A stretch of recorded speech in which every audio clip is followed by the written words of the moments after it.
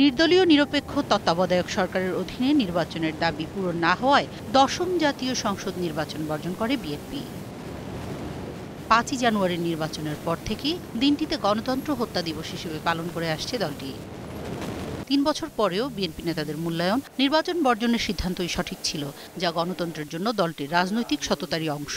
ক্ষমতা নয়, জনগণের সাংবিধানিক অধিকার রক্ষায় বিএনপি কখনো আপোষ করবে না বলেও মন্তব্য করেন তারা। আমাদের গণতন্ত্র হত্যার এটা একটি নির্বাচন, যে নির্বাচনে জনগণ তার ভোটাধিকার হারিয়েছে এবং এখনো পর্যন্ত সে ভোটাধিকারের জন্য আন্দোলন অব্যাহত রেখেছে। পরবর্তীতে যে নির্বাচনগুলো হয়েছে সেটা প্রমাণ করেছে যে বিএনপির সিদ্ধান্ত সঠিক ছিল এবং পরবর্তী নির্বাচনগুলো সবগুলোই প্রশ্নবিদ্ধ।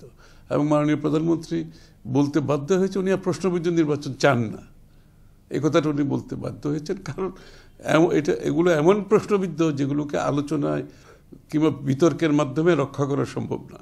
তারা মনে করেন রাজনীতিতে গুণগত পরিবর্তন দরকার, এই জন্য রাজনীতিতে গণতান্ত্রিক মূল্যবোধ বিকাশে কাজ করবে বিএনপি।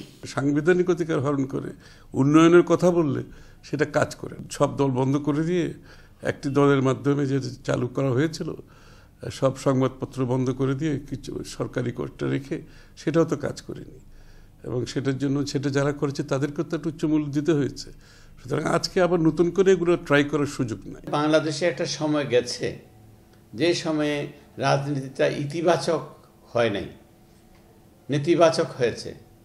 কাজে সেই নেতিবাচক ধারা এখন পরিবর্তনের জন্য সকলেই চিন্তা করছে।